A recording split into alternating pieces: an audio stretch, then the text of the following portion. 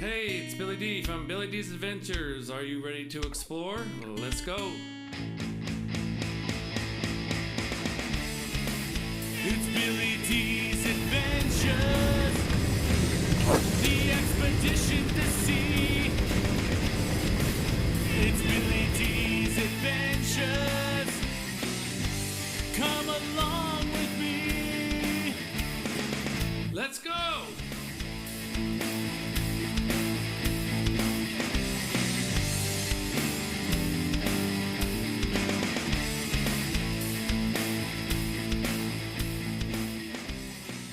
I heard story told this was Wyatt Earp's cabin, possibly at one time. He had a place out here called the Dexter Saloon. Wyatt Earp came to Nome in the 1900s during the gold rush, but he didn't come out here to mine for gold. He said he came out here to mine the miners, and after a few seasons running his bar, he left the area with some $80,000, which is quite a bit of money back in the 1900s. Wyatt and his wife Josephine ran the bar called Dexter Saloon along the Iditarod Trail.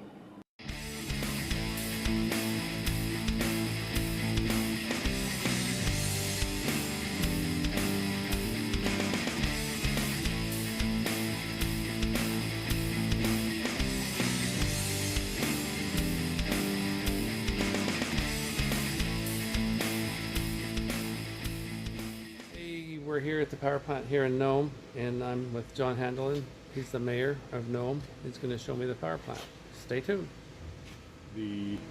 This was just a garage that they had for their heavy equipment and the line trucks, the bucket trucks. Well, they were probably line trucks back in those days, just no buckets. It's quite a storage room. What's the cherry picker for? That was the engine mount for to lift engines out of vehicles and stuff. Oh, okay, cool. And also, you guys for some heavier equipment, because that's much bigger than what a pickup truck requires. Awesome. But, so what's this stuff right here? Does this have anything to do with power generation? well, yeah, this is just a big air compressor. Oh, okay. And so it keeps the systems charged here with a couple of tanks, just so when they, because these engines start with by turning with air. Oh, okay. And so I don't know how many times they can try it, before they'll run out of air and have to wait for a recharge. So this is one of the big generator engines in here, huh? Well, it is actually it's the baby of the ones that we currently have today. It's a 1.85 or 1.8 megawatt Caterpillar. Wow. And this originally came up here to Nome because Caterpillar wanted to test some different parts on the thing. So this was their test bed engine, and they wanted to see in the Arctic and in cold climate how it responded. How did it do? It did well. Awesome. And so the agreement was that we'd buy it for 10% of the value, and they would have reset it to all of the factory, as if it was new. So Cool. anyway, it's worked for us for a while, and now it's just a standby unit because we've abandoned this building. Yeah, I understand you have a new one somewhere. Yeah, so there's a lot of older stuff in here. It's still what you can see.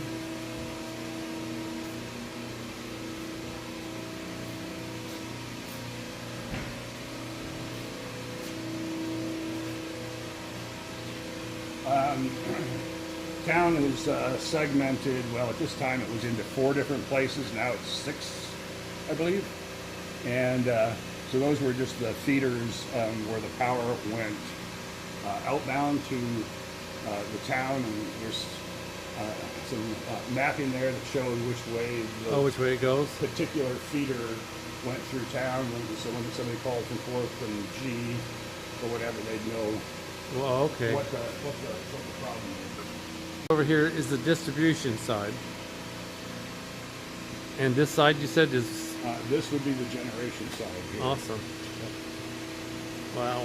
And so, you know, you look at some old military power plant pictures, and you see the same thing, yeah. kind of, looking. So do these stuff. gauges tell So- you the power you're putting out? Well, that you're going to get your kW, your kilowatt. You're going to get your VARs, another measure with power. You'll know also the timing is on one of these things here, so you make sure you're keeping it at 60 cycles because it's always going to move a little bit. Now, why do you guys have meters up there?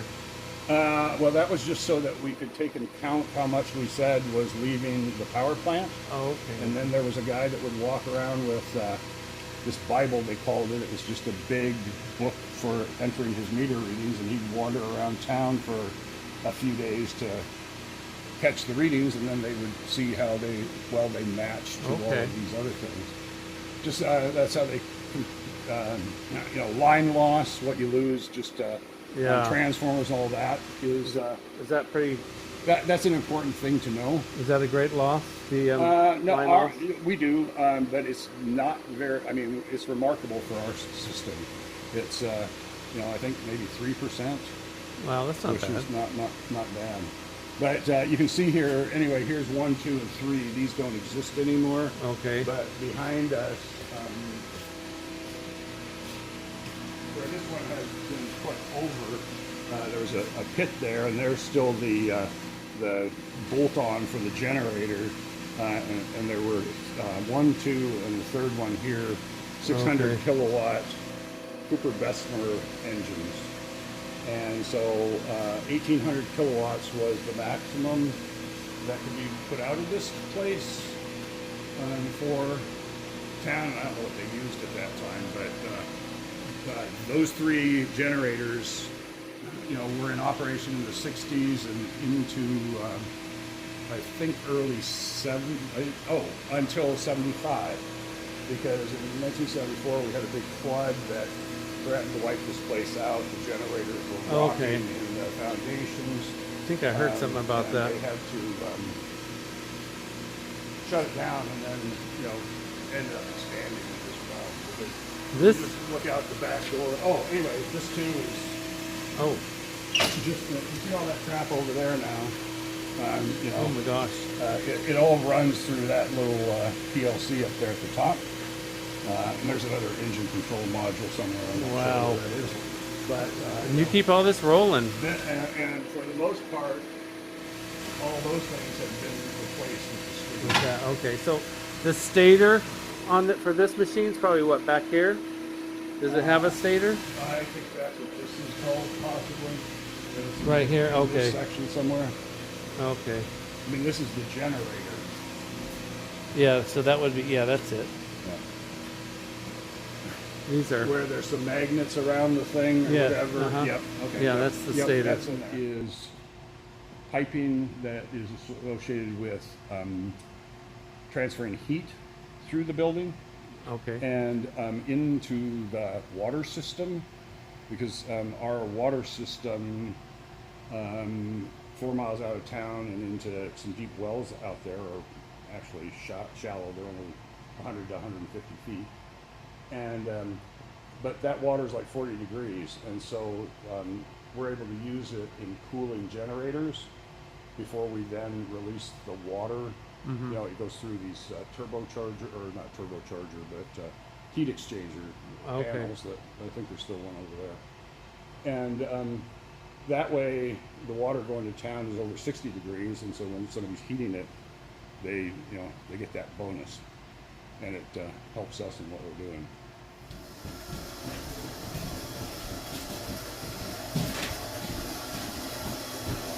So we got a few good deals on this. Here's another one. This is a Caterpillar 3.6 megawatt electric generation capability.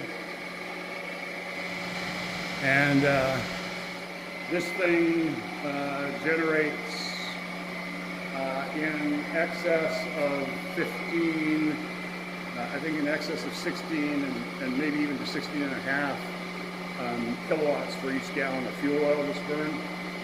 And that's one of the best records for operation in the state for small communities. So what do all these pipes do that go to it? Well, some of them are going to be fuel, and I think the fuel ones are the blue ones up there. Must be Okay. because they're connected to the heater. And then there's these.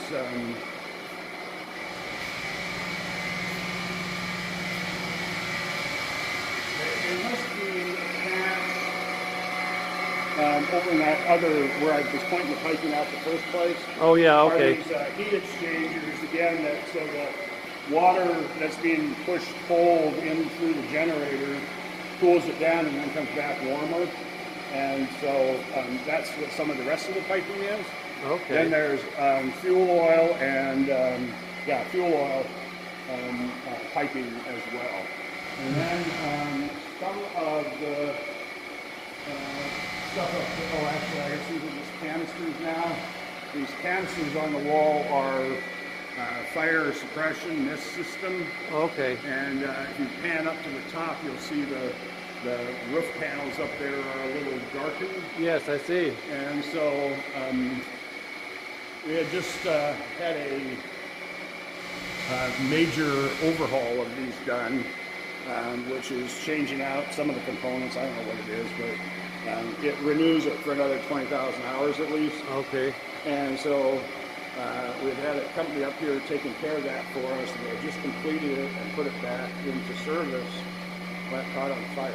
Oh no. And This one caught on fire? Yeah. Wow. And so this building was kind of,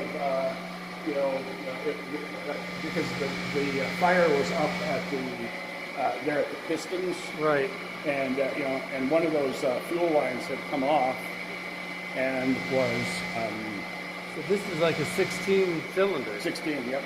3616. I Wow. think is the 35 or 3616. Are those covers right? Are those injectors or are those? That's where the injectors are. Okay, Yes. that's what I thought. Yeah. And it's that's where the fuel line went in that had Okay. come loose.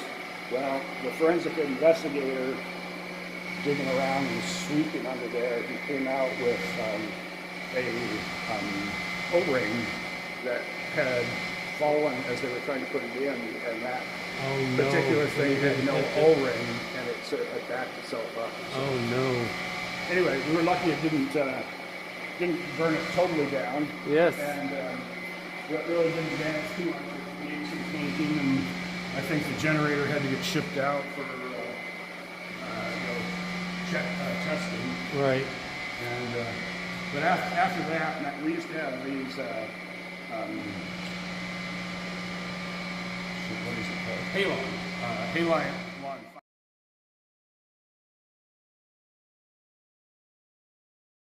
Line. Right. Yeah. And then this one here, number 12, is this one. And so all of those panels over there are not, they were replaced just again with these few little cubicles that have a couple of breakers on them, and then again, just some PLCs and communications. Wow. That is awesome. How do they do that? Yeah, All actually, those. here's the PLC over here.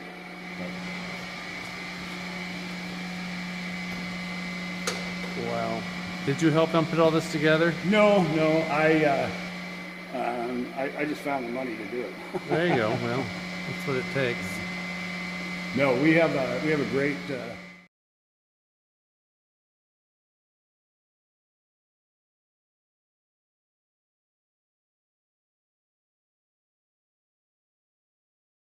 Dang. So at that point, we were glad we had some large storage. So how does one get a job here? We pretty much have it open. Accept applications anytime, not knowing whether there's anything going on or not. Right. But as we St. Michael or wherever, and the flight flown back out, including groceries and other things.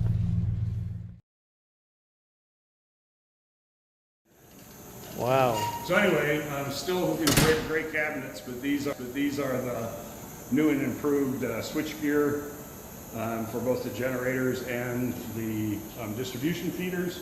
Cool. And while we had that, that bank of panels inside, there also were these buildings outside that housed all this equipment. Okay. And so now it is all new. It's nice. yeah. Oh yeah. No, it's all brand new. And so this building right now, and we'll walk by them, have two Wärtsilä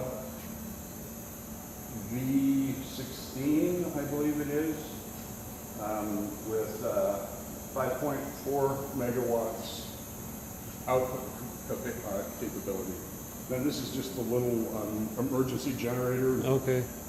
upstairs that will start this plant, keep the water system going, and So you've been doing this pretty much all your life. Your dad was. well, yeah, my dad was did it, and then I did it, and my brother. So, No. yeah. So These anyway, are batteries. These They're are sort the startup batteries for to operate both the switchgear and then any air systems on the electrical systems on the generators themselves. So this is what you use to start them? When you say startup? No, it actually, they start with air as well. Excuse me. These do not start with air. These start with, they have a motor on board to Right. start the generator spinning. But in order to operate the switchgear, to get that to go, we need to have this for it. And there are some of the units that somehow connect to the generators too on that. And then, being that these batteries are not being used or taxed in their ability, we also have our data center that uses this as their UPS. Cool. And, Now, I know it's actually operating through an inverter off of it all the time. you guys have some power generators up on the hill that. Yep. Now, Those are two. do you store power from those or no? We not today, but we will. Eventually. Those markers, and you can see there's piping and all that stuff. Right, for conduit. That's the foundation for a battery energy storage system. Oh, That's on its way here. And that will be powered by the towers, right? That's the concept is that yes, the towers providing excess power, it can simply be stored. Awesome. And then this is just the transformers back here. A couple of same to take care of town, and then there's a higher voltage one that actually was put in to go to a line, and but that's the one now that is connected to our wind farms. Is that the mine that's out on, is it Schaefer Road or? Glacier Creek. Glacier Creek, yeah. Because they didn't know what the fuck they were doing. Oh, okay. It figured that, not including rolling stuff.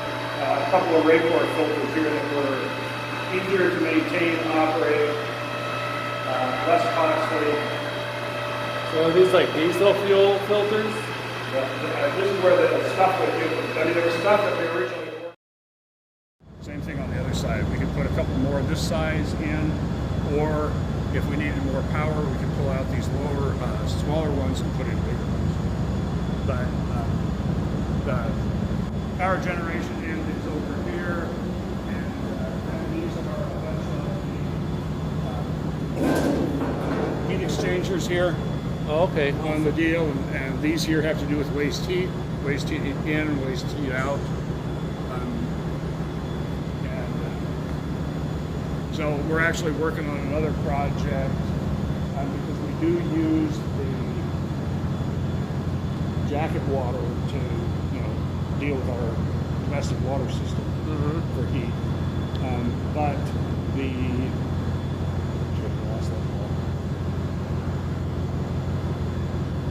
Jacket water. oh no, but we had another project going on because there's a bunch of stuff that's unburned fuel going up to the stack. Right. So Okay. we're looking to put a Rankine cycle plant on, and where we'll harness that. It won't be a great deal, but we will get some electricity back from it. So this is a new generator. These were new in 2007. They look nothing like the old ones, do they? No, no. How do you guys haul something like this in here? It was kind of amazing. The generators got put in here before all of the walls were on here. Oh, okay. And so they actually came, the ground had, they had made space for, proper truck and all this other shit for this thing. We had a professional mover out of Anchorage that came up here that moved some buildings from Fairbanks up to North Slope and stuff. And Jubal Block Bryant and his guys came in here and took care of the lifting. And it was funny because they already brought this one here, and I was out of town in Anchorage. And when I came back in the morning, they had just taken the one over there off the truck. So it was sitting on the slab. Okay. And it's like, well, how do I get it, from way over here over to there, whatever distance was. I mean, you right. had to travel with it. Even if it was that far, it still had to be moved. Yeah. And so the guy goes, oh, no problem. And he said, the only problem is we haven't been able to find any liquid soap. It's like, what do you mean? He goes, we need some liquid soap, to use the floor right here. So I said, well, how about this little travel size I just took out of my hotel this morning? Huh? That worked perfect. So he went down there and he squirted a little bit in front of these rollers on this thing. Right. And then he went over to the other side and took his finger and literally went, and that thing started It just moved. Awesome. And it was like, is this floor that slanted and all that other stuff? Then when he went to stop it, it was coming close to the edge, and he just had a shim that was made out of a piece of the old, wood paneling, 1/4 inch or 1/8 inch, whatever. Right. Paneling that was so common before. And so he put two of those under there to stop it again. Awesome. But anyway, that's it. That's that. And then over in this one is just the same shit, except it's the one that's noisy. So I'm just opening the door so you can hear the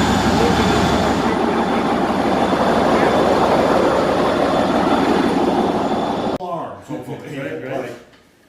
So we monitor the temperatures. Yeah. Bearing temps, coolant, air handlers, or we do it here.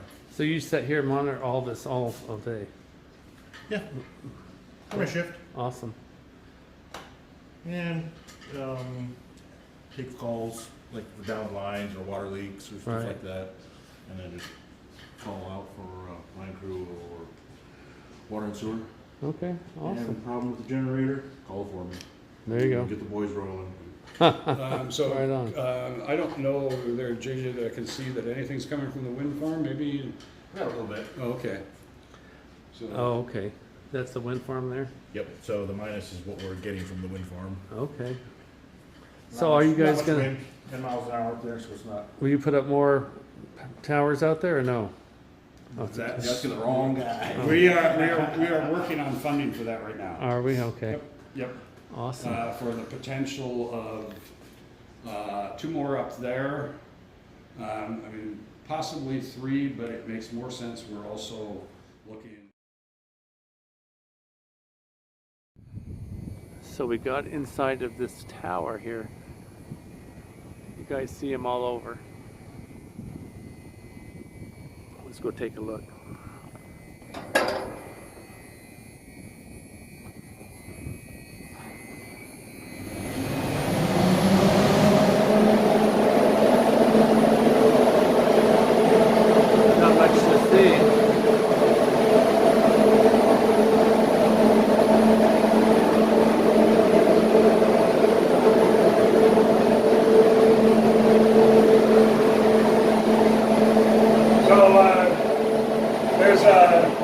40 kW coming out of this, kilowatts of power being produced right now.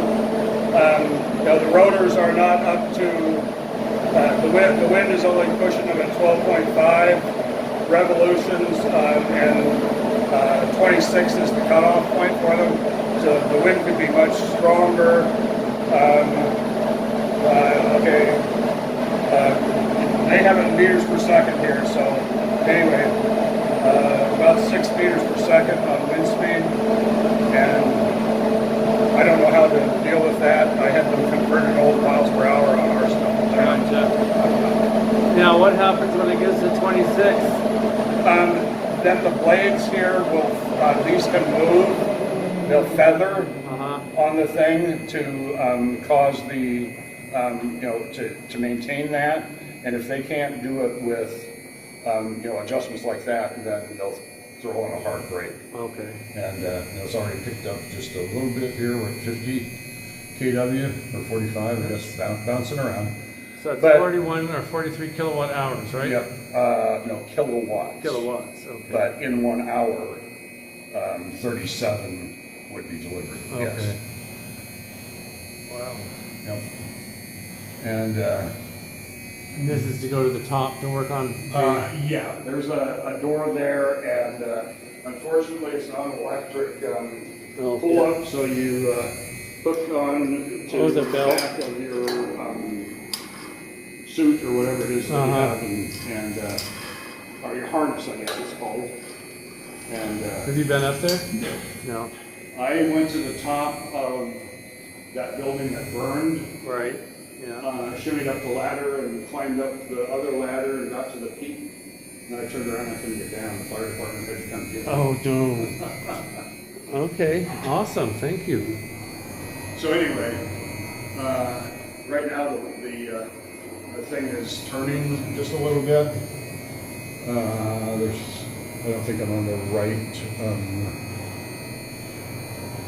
So what that noise is the whole head turning up there? Yeah. Well, that's actually just the rotor of the thing, but it just got louder, and I'm not sure if it's a little that it's adjusting itself a little bit, because both they can adjust the blades, and then they can adjust which way it's turning the wind too. So wow. Yeah, I think it was actually moving the cell up there around. Awesome. Well, thank you, sir. Would you say these deals are out here? They're called thermistors. Thermistors. Okay. Thermist. Like a thermistor in any electronic. Okay. Yeah. And no, that's transistor. Okay. Yeah. No, thermistor. Okay, thermistor. Okay. Yep. It just has that gas, in it. I'm not sure what gas it actually is, but just the condensation on that pipe will send cold air down there. That again. Right down here.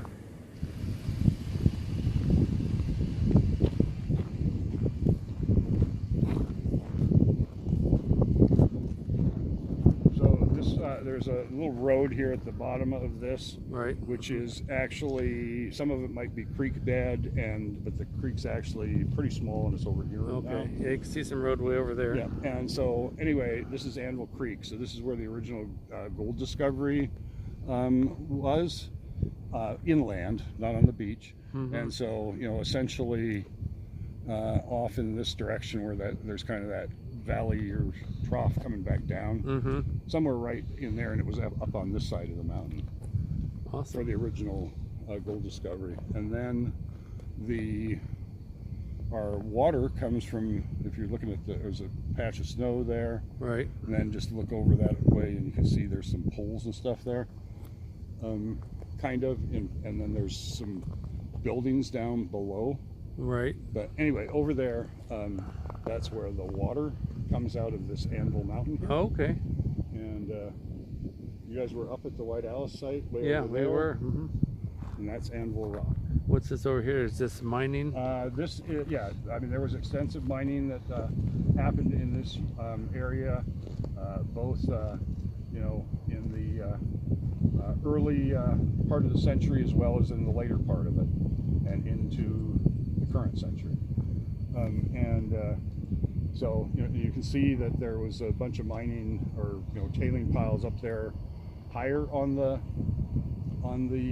mountain. Right, yeah. And then back there, those couple of enclaves, that's actually a something called Alaska Alaska Gold, or AAU maybe. And it's it started, I mean, there was a lady there on Specimen, or on, was it Specimen Gulch? I think that's what it's called. Just on that little gulch over there. And so she was actually mining it with her husband, and but the gold was pretty deep. And so she and her son then were doing the mine, but then they had some visitors come up to check out their claim, and then I think she had Betty and Augie, that they had a little organized like smaller tour on the thing. Right. Well, now they've developed it into a lodge, summer camp, whatever you Okay, want to I call think it. they told me about that. Yeah. And so they've got a big mess hall and rec area up there, and then the sleeping cabins and cabins and equipment so that people can still go out and mine and fish and just have a good time. I think I'd like to go That gold was, panning sometime. right. That was one thing that they're still doing mining.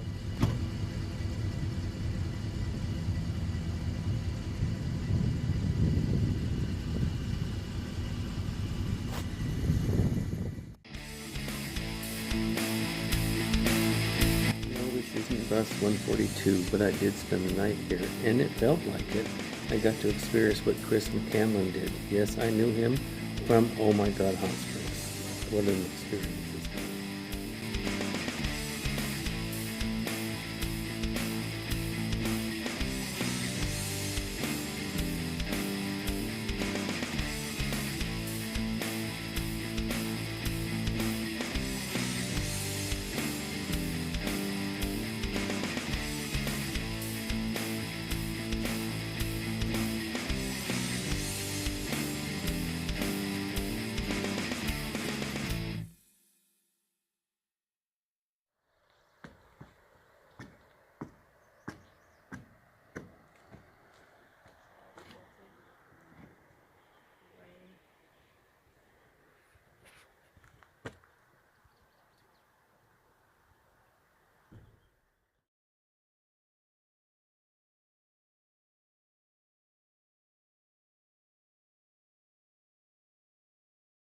I'm trying to get over to this abandoned cabin, but there's a lot of bear scat out here.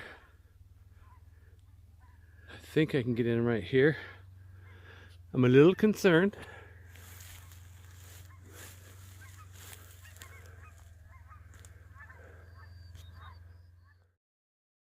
This is totally spooky because, like I said a minute ago, there's bear scat all over. But I made it, I think. As long as there's no bears in here, we'll be fine.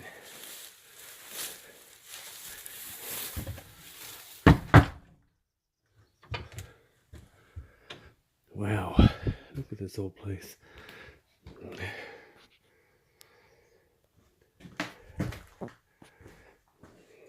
Wow, old bed frames. Cool old cabin. Baby friend book.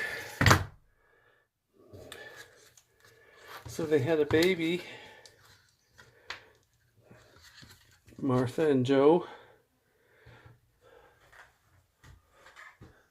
Joe had an old tractor. Oh, it's a rain seal, never mind. But he may have still had an old tractor.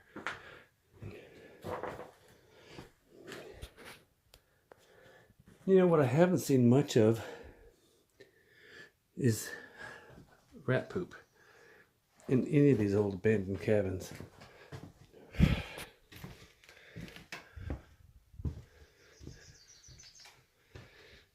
This must have been the kitchen. What's left of a stove. Some Dawn. Look at this. Let's see what the dishes say.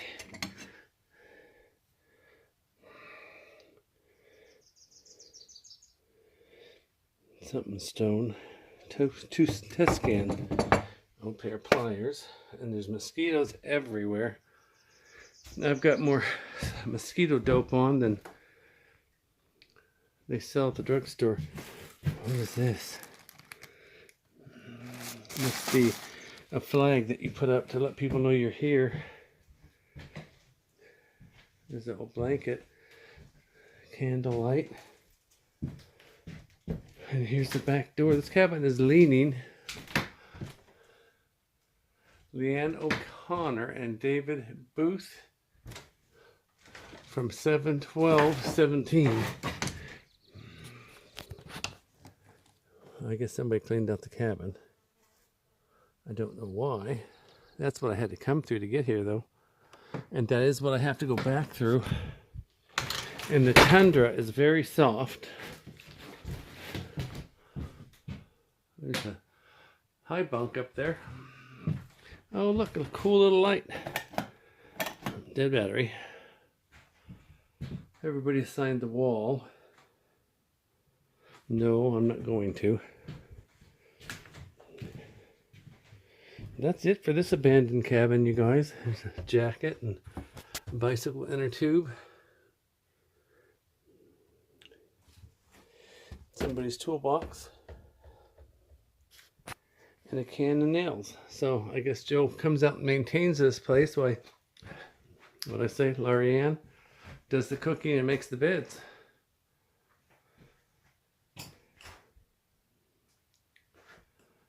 Well, you guys, that's it for this old cabin. I'll try to record the way back. Hopefully the bear doesn't find me. I know there's one out here, at least.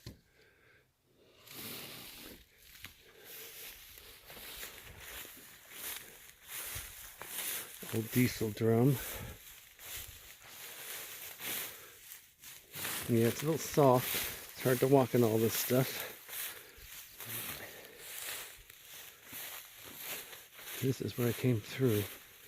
This is where I'm going out. Oh, look, an old ski machine.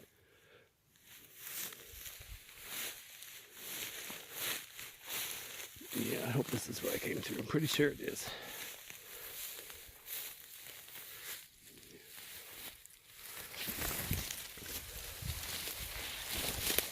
Wow.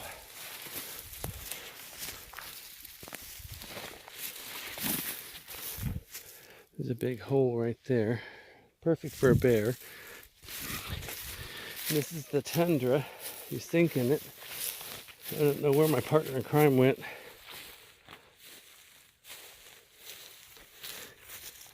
Okay. I'm going to put this camera away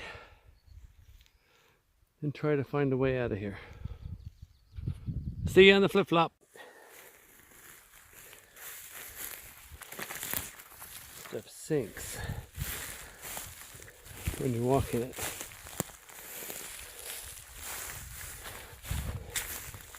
It's kind of spooky.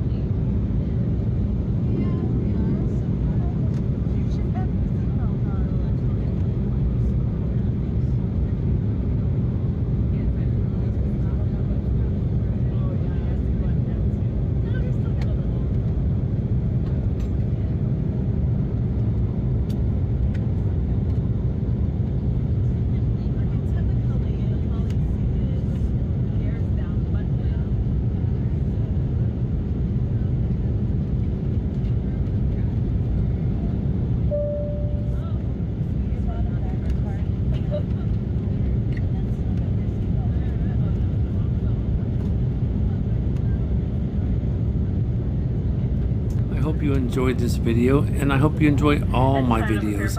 And if you do, please consider liking and subscribing on my YouTube channel, Billy D's Adventures. It's free for you, and it helps me get monetized, and it does take money to make these videos.